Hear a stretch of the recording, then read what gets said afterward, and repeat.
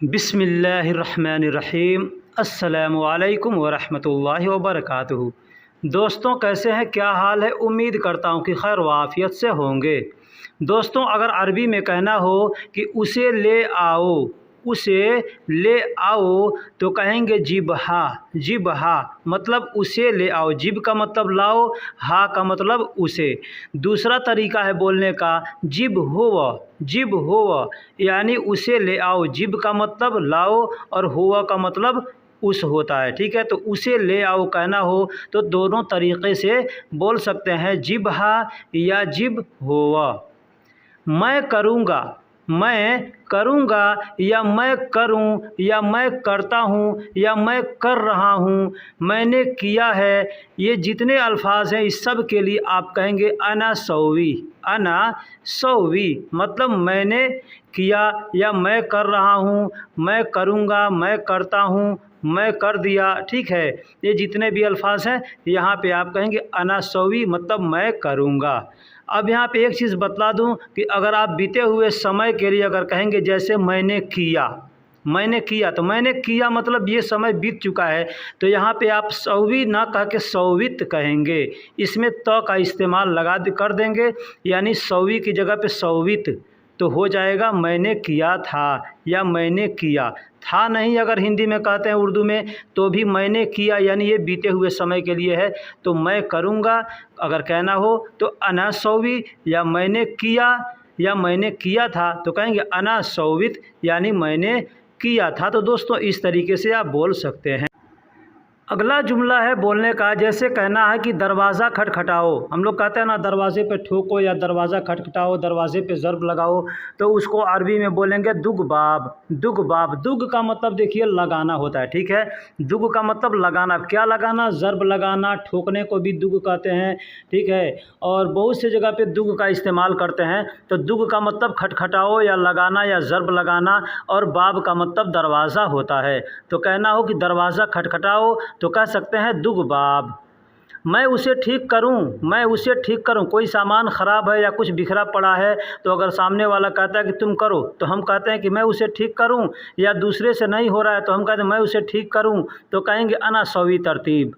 अना का मतलब मैं, सौवी का मतलब करूं, तरतीब का मतलब ठीक करना होता है, सलीके से करना होता है या बनाना होता है। ठीक है, तो बहुत सी जगह पे तरतीब का भी इस्तेमाल करते हैं। तो अगर कहना हो कि मैं उसे ठीक करूं या मैं उसे ठीक कर दूं, तो कहेंगे अना सौवी तरतीब। अना सौवी तरतीब। मैं ठीक करूं कहना हो या मैं उसे ठीक करूं तो भी कह सकते हैं। कौन सुनता है, कौन सुनता है अगर कहना हो कि कौन सुनता है, तो कहेंगे मन समा। मन समा या मन इस्मा भी कह सकते हैं। देखिए, समा का मतलब सुनना होता है। ठीक है, सुनना। समा का मतलब सुनना होता है, और ईयरफोन जो होता है उसको भी समा कहते हैं। ठीक है, या कहेंगे अना, कौन को अरबी में मन कहते हैं। ठीक है, मन या मिन भी कह सकते हैं, मन भी कह सकते हैं। तो मिन समा भी कह सकते हैं या मन समा भी कह सकते हैं। मतलब कौन सुनता है, मन का मतलब कौन और समा का मतलब सुनना हो गया। तो कौन सुनता है तो मन समा या मिन समा कह सकते हैं। दूसरा है मेरी सुनो। अगर कहना है कि मेरी सुनो, जैसे हम किसी से बात करते हैं, वो इधर उधर देख रहा है, नहीं सुन रहा है, तो हम कहते हैं ना मेरी बात सुनो या मेरी सुनो, तो कहेंगे अस्मा कौली। अस्मा कौली यानी मेरी बात सुनो, मेरी बात सुनो। मेरी बात सुनो या मेरी सुनो, दोनों बात यहाँ पे हो जाता है। अस्मा मतलब सुनना और कौली मतलब मेरी बात। तो मेरी सुनो या मेरी बात सुनो, दोनों इसमें एकदम परफेक्ट आता है। तो कहेंगे अस्मा कौली या इस्मा कौली। इस्मा कौली भी कह सकते हैं, अस्मा कौली भी। इस्मा का मतलब हो गया सुनना, और कौल का मतलब काल कहते हैं ना, गाल। गाल, गाल का मतलब बात होता है, कहना होता है, बोलना होता है। तो मैं बोल रहा हूँ, मेरी सुनो, तो कहेंगे अस्मा कौली यानी मेरी बात सुनो या मेरी सुनो। इस तरीके से बोल सकते हैं। अगला जुमला है कि मैं जाऊँगा। अब दोस्तों, यहाँ पे गौर कीजिएगा, मैं जाऊँगा, मैं जा रहा हूँ, ठीक है। ये यहाँ पे हम अना रोह का इस्तेमाल करेंगे। अना का मतलब मैं होता है और रोह का मतलब जाऊँगा, जा रहा हूँ, जाओगे, जाते हो, ठीक है, जा रहा है, जाएगा, ये जितने अल्फाज आते हैं सब जगह पे रोह का इस्तेमाल किया जाता है। तो इसको आपको ध्यान देना है कि जाऊँगा, जा रहे हो, जाते हो, जा रहे हो, यानी दूसरे को भी और अपने के लिए भी रोह का इस्तेमाल करेंगे। और अना का मतलब मैं, बस अब मैं जा रहा हूँ तो अना रोह, तुम जा रहे हो तो इन तरोह, इस तरीके से बोलेंगे। दूसरा है कौन सा करना है। जैसे आदमी कहता है ना कि कई काम पड़े हैं तो आदमी कहता है काम कर दो, तो कौन सा करूं, आदमी कहता है ना कौन सा करूं, या कुछ भी कर रहे हैं तो कौन सा करना अगर कहना हो तो कह सकता है मन सौवी। मन, मन का मतलब कौन सा होता है, कौन होता है, और सौवी का मतलब करना होता है, तो मन सौवी भी कह सकते हैं। ठीक है, यहाँ पे हमने गलती से ऐ सौवी लिखा गया है। ऐ का मतलब कोई होता है, ठीक है, तो ऐ सौवी यानी सामने वाला कह देगा ऐ सौवी यानी कोई भी कर दो, ठीक है, ऐ सौवी यानी कोई भी कर दो। लेकिन कहना हो कि कौन सा करना है तो आप वहाँ पे बोल सकते हैं मन सौवी, मन सौवी यानी कौन सा करना है। और जब सामने वाला कहेगा तो कहेगा ऐ सौवी यानी कोई भी कर दो, ऐ सौवी कोई भी कर दो, अहद सौवी यानी कोई भी एक कर दो, इसका मतलब ये होता है। दोस्तों अगला जुमला है दूसरे को न बताना। अगर कहना हो कि दूसरे को न बताना, जैसे आदमी कोई काम करता है, कोई बात किसी से कहता है ना, तो कहते हैं ये बात दूसरे को न बताना, तो कहेंगे माँ अखबारिक गैर, माँ अखबारिक गैर। माँ का मतलब होता है ना या नहीं, और अखबारिक मतलब इस खबर को, अखबारिक का मतलब इस खबर को तुम, अखबारी मतलब अखबार का मतलब होता है खबर, खबरें, खबर का मतलब खबर होता है, और अखबार जब कहेंगे तो बहुत से खबर उसमें आ गए, अखबार यानी खबर। अखबारिक जब कहेंगे तो मतलब तुम, तुम, इसमें क का मतलब हो गया तुम, और अखबार का मतलब खबरें। तो माँ अखबारिक, माँ अखबारिक यानी अखबारिक जब कहेंगे ना तो खबर करने को यानी किसी को बताने को अखबारिक कहते हैं, ठीक है। तो माँ अखबारिक यानी तुम न बताना ये खबर, गैर मतलब दूसरे को, गैर का मतलब दूसरा होता है, ठीक है। या कहेंगे माँ अखबारिक तानी नफ़र, माँ अखबारिक तानी नफ़र यानी दूसरे आदमी को नहीं बताना, ये खबर दूसरे आदमी को नहीं बताना। या माँ अखबारिक गैर, अब इसमें नफ़र का भी इस्तेमाल चाहें तो कर सकते हैं कि माँ अखबारिक गैर नफ़र यानी यह खबर दूसरे को तुम न बताना। कहाँ जाना है, अगर कहना हो कि कहाँ जाना है तो कहेंगे वैन रो, वैन रो। अब देखिए वैन का मतलब कहाँ होता है, ठीक है। एक लफ्ज़ बता दो यहाँ पे, अगर आप दुबई में रहते हैं तो दुबई में वैन की जगह पे ऐन का इस्तेमाल करते हैं। ऐन, ऐन का मतलब होता है कहाँ, ठीक है। और सऊदी में या और जगह रहते हैं तो वहाँ पे वैन का इस्तेमाल किया जाता है। तो वैन रो यानी कहाँ जाना है, कहाँ जाना है। अगला है इसे कबूल करो या इसको कबूल करो। अगर कोई सामान हम किसी को देते हैं तो कहते हैं इसको कबूल करो या ये कबूल करो, तो इसको अरबी में कैसे बोलेंगे, बोलेंगे हाज़ा मकबूला, हाज़ा मकबूला, मतलब इसे कबूल करो या ये कबूल हुआ, इसका दोनों मतलब हो जाएगा, ठीक है।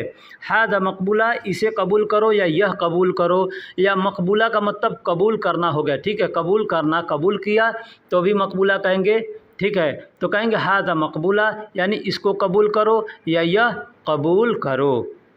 क्या करना है, क्या करना है, अगर कहना है कि क्या करना है तो कहेंगे ऐश सौवी, ऐश सौवी। ऐश का मतलब क्या, सौवी का मतलब करना होता है, तो ऐश सौवी मतलब क्या करना है, इस तरीके से बोल सकते हैं।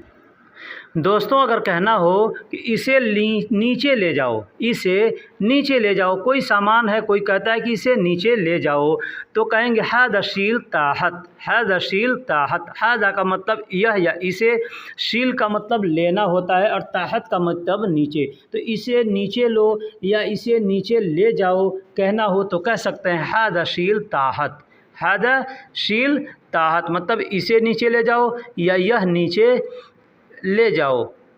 एक काम करो, अगर कहना हो कि एक काम करो तो कहेंगे वाहिद शुगुल सौवी, वाहिद शुगुल सौवी, एक काम करो। यही कहना हो कि तुम एक काम करो तो यहाँ पे इंत का इस्तेमाल कर देंगे, कैसे, वाहिद शुगुल सौवी इंत, या इंत वाहिद शुगुल सौवी यानी तुम एक काम करो, ठीक है।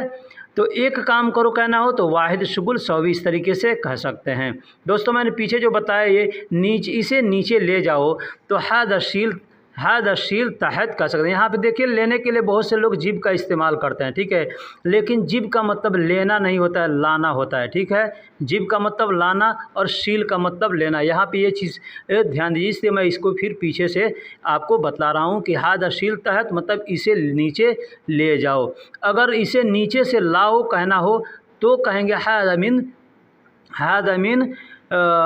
जिब ताहत, ठीक, इस तरीके से बोलेंगे। दोस्तों अगला जुमला है कोई रास्ता देखो। कोई रास्ता देखो, देखिए कोई हम काम करते हैं, थोड़ा काम मुश्किल लगता है तो आदमी को समझ में नहीं आता है ना, तो आदमी कहता है ना कोई रास्ता देखो करने का कि कैसे किया जाएगा। या कहीं हम जा रहे हैं रास्ता भटक गए, वहाँ पे भी आदमी कहता है कि कोई रास्ता देखो जाने का, ठीक है। या कुछ बिगड़ गया है, वहाँ पे भी आदमी कहता है कोई रास्ता देखो बनाने का। यहाँ पे आदमी कहता है ना, तो इस जुमले को आप कहीं पे भी इस्तेमाल कर सकते हैं। तो कहेंगे कोई रास्ता देखो तो कहेंगे शूफ आई सबील। शूफ मतलब देखो, आई का मतलब कोई, सबील का मतलब रास्ता होता है। अगर चाहें तो सबील की जगह पे तरीक का भी इस्तेमाल कर सकते हैं कि शूफ आई तरीक या शूफ आई सबील, दोनों में से कोई भी आप बोल सकते हैं। कोई रास्ता देखो या शूफ अहद सबील। शूफ अहद सबील का भी, अहद का भी इस्तेमाल कर सकते हैं कि कोई रास्ता देखो या एक रास्ता देखो, ठीक। इसका मतलब अहद का मतलब देखिए एक भी होता है और कोई भी होता है, ठीक है। और आई का मतलब सिर्फ कोई होता है, यहाँ पे एक नहीं होता, इसलिए यहाँ पे ज़्यादा अच्छा बैठेगा कि शूफ आई सबील यानी कोई रास्ता देखो। हमें वापस नहीं जाना, हमें वापस नहीं जाना या हमें वापस नहीं जाना है अगर कहना हो तो कहेंगे माँ रज्जा नहना। माँ रज्जा नहना, माँ का मतलब नहीं, रज्जा का मतलब वापस होता है, नहना का मतलब हमें। अगला जुमला है अब हमें कहाँ जाना है। अब हमें कहाँ जाना है या अब हमें किधर जाना है अगर कहना हो तो कहेंगे अलान वैन नरो। अलान मतलब अब या अभी, वैन का मतलब कहाँ होता है, नरोह मतलब हमें जाना, न का मतलब हमें और रोह का मतलब जाना, ठीक है। तो अब हमें कहाँ जाना है कहेंगे अलान वैन नरो या अलहीन वैन नरो। दोस्तों एक चीज़ यहाँ बता दूँ कि किसी भी सेंटेंस के शुरू में या आखिरी में अगर न का इस्तेमाल किया जाएगा तो उसका मतलब हो गया हम या हमें, ठीक। जैसे नरो हमने यहाँ इस्तेमाल किया तो नरो का मतलब होता है हमें जाना, ठीक है। नरो का मतलब होता है हमें जाना। ठीक है मैं चलता हूँ, अगर कहना हो ठीक है मैं चलता हूँ तो कहेंगे तय्यब तय्यब अना यल्लाह, तय्यब अना यल्लाह। दोस्तों बहुत से भाई हैं कि आदमी कहता है ना, बोलते हैं कि ओके ओके, तो ओके का मतलब होता है तय्यब। ओके का मतलब क्या हुआ, अच्छा या ठीक, ठीक है। तो उसका अरबी में क्या कहते हैं, तय्यब। तो आप कह सकते हैं तय्यब, ठीक है मैं चलता हूँ, ठीक है मैं चलता हूँ तो कहेंगे तय्यब अना यल्लाह। कोई आदमी आपसे कहता है कि कैफ हाल, तो आदमी कहता है तय्यब मतलब ठीक है, तो कैफ हाल तो मतलब तय्यब आदमी कह दिया, कोई कह दिया तो मतलब ठीक है। तो उसी तरीके से ठीक है के लिए तय्यब का इस्तेमाल करते हैं। अगर आपको और भी अल्फाज मालूम है जैसे तय्यब के लिए इस्तेमाल किया जाता है कोइस, ज़ैन, तमाम, तो इसमें से कोई भी आप अल्फाज इस्तेमाल कर सकते हैं, लेकिन आमतौर पर 90% लोग तय्यब का इस्तेमाल करते हैं। अना यल्लाह यानी तय्यब अना यल्लाह मैं चलता हूँ, ठीक है। दोस्तों वीडियो कैसी लगी आप हमें कमेंट बॉक्स में ज़रूर बताइएगा। वीडियो में कोई गड़बड़ी हुई है, मिस्टेक हुई है, आप वो भी हमें बताइएगा।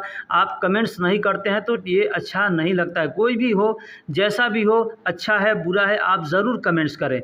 वीडियो को लाइक भी करें, हम कितनी मेहनत से वीडियो आपके लिए बनाते हैं ताकि आप देखें और आप इससे फ़ायदा उठा सकें। आप जब कोई रिप्लाई नहीं देंगे तो हमें ये मालूम होगा कि हमारी वीडियो को कोई पसंद नहीं कर रहा है, ठीक है।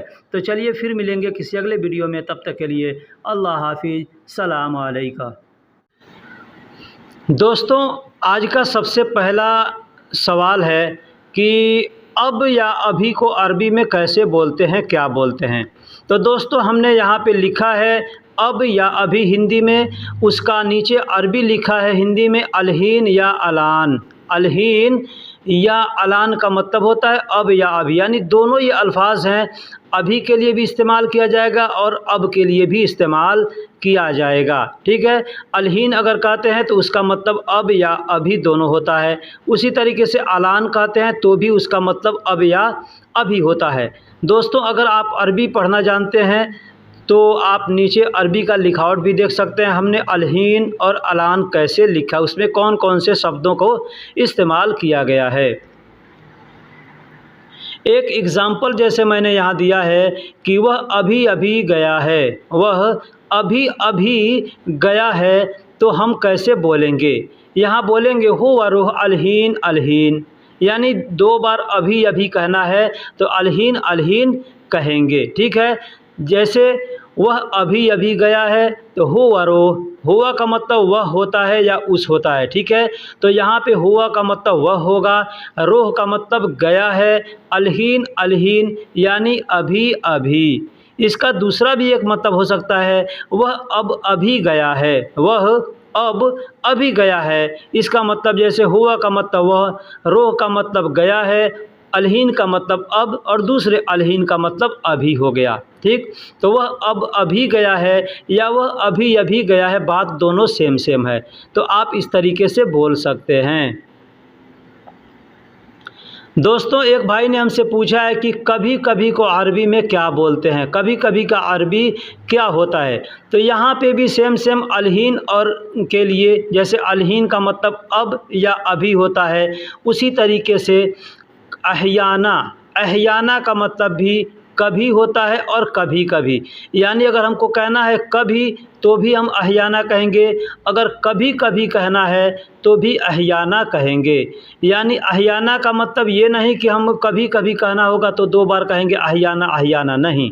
अहयाना का मतलब कभी कभी होता है, लेकिन कभी के लिए भी इस्तेमाल किया जाता है। कभी कभी यानी 2 बार कभी कभी आ रहा है यहाँ पे, तो उसका अरबी होता है अहयाना। ठीक है, लेकिन अगर हमको एक बार ही कहना है कभी, तो वहाँ पे हम अहयाना का इस्तेमाल कर देंगे। एग्ज़ाम्पल है, जैसे आप ले सकते हैं एग्ज़ाम्पल एक, तुम कभी कोई गलती ना करना, तुम कभी कोई गलती ना करना। अब यहाँ पे एक बार कभी को इस्तेमाल किया गया है। ठीक है, जैसे तुम कभी कोई गलती ना करना, तो कहेंगे अंत अहियाना, अंत अहियाना मतलब तुम कभी, माँ का मतलब नहीं, अहद का मतलब कोई, खलतान सौवी यानी करना, गलती करना। खलतान का मतलब गलती होता है, सौवी का मतलब करना। अगर हम अलग अलग इसका तर्जुमा करते हैं तो अंत का मतलब तुम, अहियाना का मतलब कभी, माँ का मतलब नहीं, अहद का मतलब एक होता है या कोई होता है। ठीक है, खलतान का मतलब गलती होता है, सौवी का मतलब करना होता है। लेकिन जब हम इसको एक साथ बोलेंगे तो कहेंगे अंत अहियाना मा अहद खलतान सौवी, जिसका तर्जुमा होगा तुम कभी कोई गलती ना करना या तुम कभी कोई गलती नहीं करना। माँ का मतलब नहीं या ना दोनों होता है। ठीक, एक और एग्जाम्पल हमने दिया है, यहाँ पे 2 बार हमने कभी कभी का इस्तेमाल किया गया है। ठीक है, कैसे, कभी कभी मेरे पास आया करो। अगर कहना हो कि कभी कभी मेरे पास आया करो, तो कहेंगे अंत अहियाना इंदी ताल, अंत अहियाना यानी तुम कभी कभी, इंदी ताल यानी मेरे पास, इंदी का मतलब मेरे पास, ताल का मतलब आओ या आया करो। ठीक, यहाँ पे हम चाहें तो ईजी का मत इस्तेमाल भी कर सकते हैं, जैसे अंत अहियाना इंदी ईजी या अंत अहियाना ईजी इंदी ताल, यानी ताल भी बोल सकते हैं या ईजी भी बोल सकते हैं, दोनों बोलेंगे कोई गलती नहीं होगा। ठीक, कभी कभी मेरे पास आया करो। अब इसी तरीके से आप जो भी कहना है, कभी कभी मुझे ये सामान दिया करो, कभी कभी मेरे लिए खाना लाया करो, कभी कभी मुझसे बात किया करो, कभी कभी मेरे घर आया करो, यानी जो भी आपको कहना हो तो अहियाना का इस्तेमाल वहाँ पे करके आप बोल सकते हैं। जैसे कभी कभी मेरे पास आया करो तो अंत अहियाना इंदी ताल। अब यहाँ पे आया है, एक भाई ने पूछा है कि मुझे दो, मेरा दो, ये सबको अरबी में कैसे बोलते हैं। ठीक है, तो यहाँ पे दो तरीके के होते हैं। सबसे पहले बता दूँ दो का मतलब क्या होता है। एक तो होता है दो काउंटिंग का, जिसका अरबी में हम कहते हैं इत्नैन। ठीक, वाहिद एक, इत्नैन दो, तलाता तीन, अरबा चार, खमसा पाँच, यानी ये काउंटिंग हो गया। ठीक है, तो इसमें जो दो आता है उसको इत्नैन कहते हैं। दूसरा एक दो होता है, जैसे हम कोई सामान किसी से मांगते हैं तो कहते हैं दो। ठीक है, दो, तो इसको अरबी में कहते हैं आती, इसको अरबी में कहते हैं आती। अब एग्ज़ाम्पल ले लीजिए, किसी से कहना है कि दो, तो कहेंगे आती आती। ठीक है, लेकिन आती का मतलब सिर्फ दो नहीं होता है। ठीक है, इसको कई जगह इस्तेमाल करते हैं, जैसे कहेंगे दिया, दे दो, दे दूंगा, दे रहा हूँ, देता हूँ। ठीक है, दे दिए, ये जितने अल्फाज आएंगे सब जगह पे आती का इस्तेमाल किया जाता है। ठीक है, एग्ज़ाम्पल यहाँ पे भी मैंने दे दिया, मुझे दो अगर कहना हो तो कहेंगे आतीनी, मुझे दो कहना है तो आतीनी। अब यहाँ पे आती का मतलब दो और नी का मतलब मुझे हो गया, तो यहाँ पे एग्ज़ाम्पल हमारा क्या है, मुझे दो या मेरा दो। क्या, मुझे दो या मेरा दो, तो आतीनी, यहाँ पे नी का इस्तेमाल कर देंगे। आती का मतलब दो हो गया और नी का मतलब मुझे या मेरा, तो इस तरीके से बोल सकते हैं। एक एग्ज़ाम्पल जैसे हमने यहाँ पे लिया है, कहना हो कि क्या तुमने उसे पैसे दे दिया।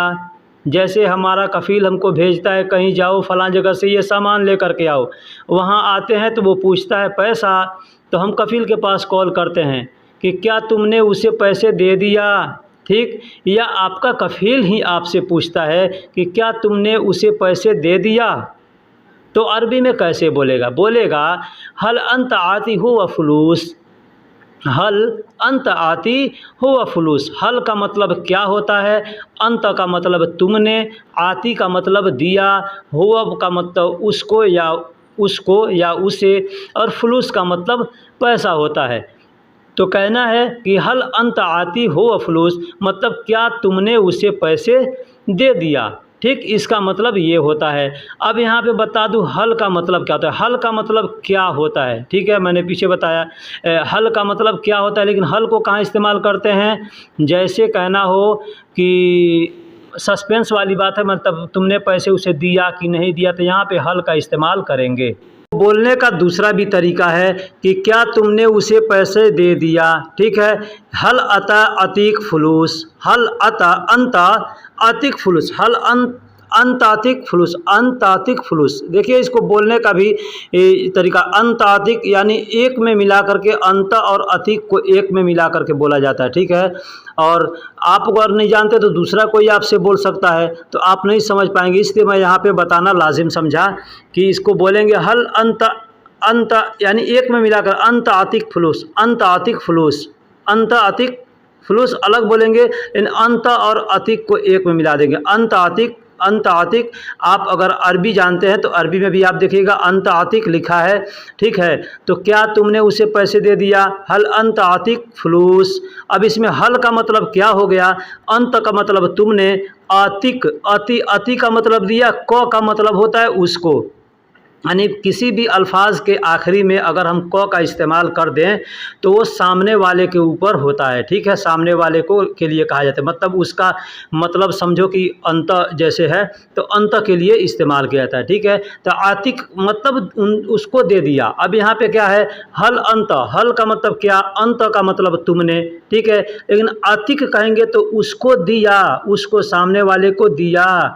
ठीक है, फलूस, फलूस मतलब तुमने दिया उसको। ठीक, तो हल अंत आतिक फलूस, इसका मतलब ये होता है।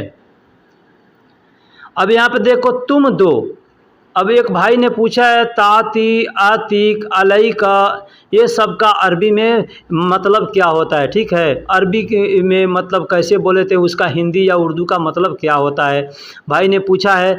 तो जैसे तुम दो कहेंगे तो ता आती, किसी भी अल्फाज के शुरू में अगर त का इस्तेमाल करते हैं, यहाँ पे बहुत गौर करने वाली बात है, अगर किसी भी अल्फाज के शुरू में तो का इस्तेमाल करते हैं तो उसका मतलब अंत होता है, यानी तुम के लिए। ठीक है, तुमको कहा जाता है। जैसे कोई हमसे बोला आ करके ताती, ताती यानी तुम दो, ताती, ता का मतलब तुम, आती का मतलब दो, तो ताती यानी तुम दो।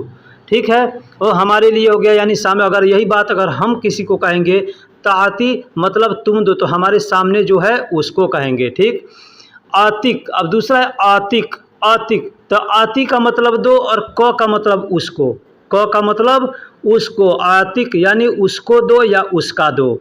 यहाँ पे मैंने पीछे बताया कि किसी भी शब्द के आखिरी में क का इस्तेमाल करेंगे तो वो सामने वाले के लिए होगा, ठीक है। क का मतलब सामने वाले के लिए होता है किसी भी अल्फाज के आखिरी में। जैसे आतिक यहाँ पे इस्तेमाल किया, आतिक, आती का मतलब दो, क का मतलब उसको या उसका, ठीक। दे दिया था। अब यहाँ पे एक भाई ने पूछा था कि अतईता, अतईता का मतलब क्या होता है, अतईता का मतलब क्या होता है। तो अतईता का मतलब यहाँ देखिए, इसमें 3 अल्फाज मिल करके अतईता बना है। कौन कौन सा, उसका सबका मतलब अलग अलग होता है। अता, अता का मतलब दिया, ठीक है, अता का मतलब दिया। इसमें ई का मतलब होता है, ई का मतलब होता है तुमने, यानी अतई, अतई दे दिया किसको, कोई अगर आपसे कहता है तो अतई मतलब तुमने दिया, और कहता है अतई ता, ता लास्ट में अगर ता का इस्तेमाल करता है तो उसका मतलब हो गया था, ठीक। ता का मतलब था होता है। अगर किसी भी अल्फाज के आखिरी में हम ता का इस्तेमाल करते हैं तो वो था के लिए, था, थे, थी के लिए होता है। अगर ता का हम इस्तेमाल शुरू में करेंगे तो तुम्हारे लिए, तुमको, तुम्हारा, इसका मतलब ये होता है, ठीक है। तो यहाँ पे है दे दिया था, तो कहेंगे आतईता, आतईता यानी दे दिया था, आतईता यानी दे दिया था। वैसे ता के लिए काना, कुंत, इस सब का अल्फाज, ये सब अल्फाज भी इस्तेमाल किया जाता है। तो यहाँ पे हम अतई काना नहीं कहेंगे, अतईता कह देंगे तो सेंटेंस हमारा पूरा हो जाएगा, यानी दे दिया था।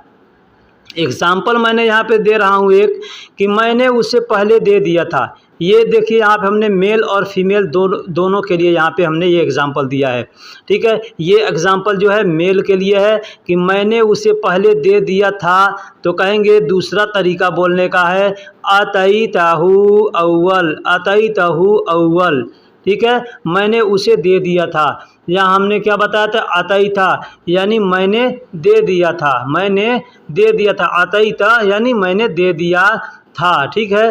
तो यहाँ पे बताएंगे अतई तहु, अगर उसको कहेंगे किसी सामने वाले को तो यहाँ पे हु का इस्तेमाल करेंगे, अतई तहु अव्वल।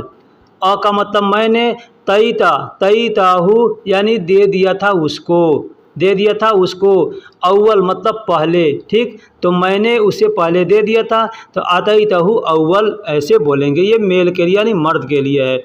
वही अगर औरत को कहना होगा तो बस इसमें बदलना है, क्या है, अतईतहु, हु जो हमने कहा है तो हु के जगह पे हा का इस्तेमाल कर देंगे। जैसे अतईतहा, अतईतहा अव्वल, अतईतहा अव्वल। ये हा जो अगर किसी भी, अगर आप इस्तेमाल करते तो ये औरत के लिए होगा, और हु इस्तेमाल करेंगे तो मर्द के लिए होगा। तो मैंने उसे दे दिया था, अतईतहा अव्वल, ये फीमेल के लिए है।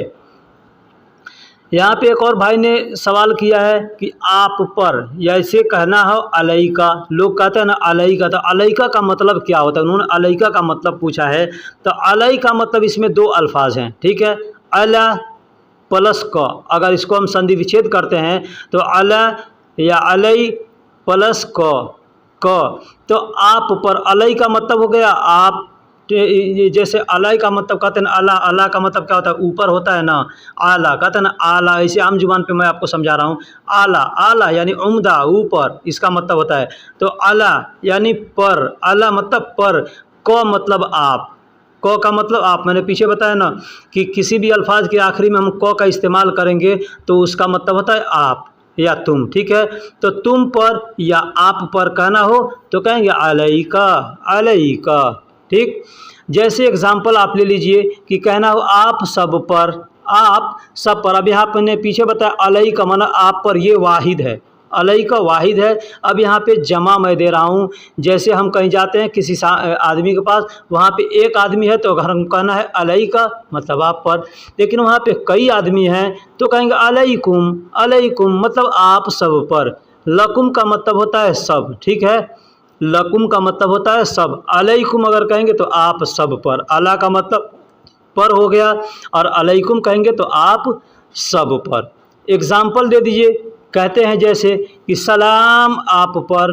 हाँ, आप अगर गांव में रहते हैं या कहीं रहते हैं, सलाम पढ़ते हैं ना, तो अगर सलाम पढ़ते तो उसमें क्या कहते हैं, सलाम अलैका, सलाम अलैका मतलब आप पर। अलैका कहेंगे तो आप पर, और अलैकुम कहेंगे तो आप सब पर। यहाँ पर देख लीजिए, आप लोग सलाम किसी से करते हैं तो क्या कहते हैं? अस्सलामु अलैकुम। लेकिन बहुत से लोग हैं ये नहीं जानते हैं कि अस्सलामु अलैकुम कहना चाहिए कि अस्सलाम अलैका कहना चाहिए, ठीक है। लेकिन अस्सलामु अलैकुम हम कहते हैं और कहना चाहिए। क्यों?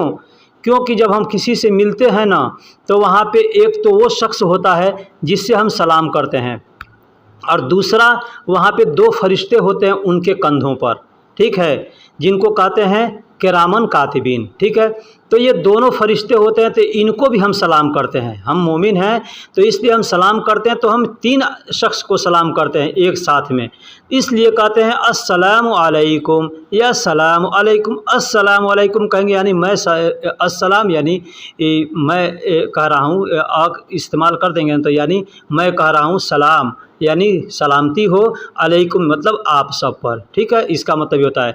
लेकिन वही अगर एक आदमी को अगर कहना हो तो सलाम अलैका, सलाम अलैका। जैसे हम मैसेज कर रहे हैं, अब यहाँ पे एग्जांपल दे रहा हूँ कि मैसेज कर रहे हैं अगर आपके पास या फ़ोन पर कर रहे हैं, तो हमारे सामने तो बस आपकी आवाज़ आ रही है, ना फरिश्ते आ रहे हैं ना फरिश्तों की आवाज़ आ रही है, ठीक है।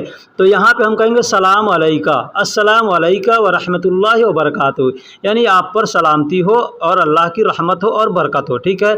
लेकिन जब हम सामने सामने करते हैं तो वहाँ पे आदमी है सामने और हम नहीं देख रहे हैं, लेकिन फिर भी दो फरिश्तों को हम मानते हैं कि यहाँ पे उनके कंधों पर दो फरिश्ते, तो उनको भी सलाम करते हैं, ठीक है। तो इसलिए कहते हैं सलाम अलैकुम।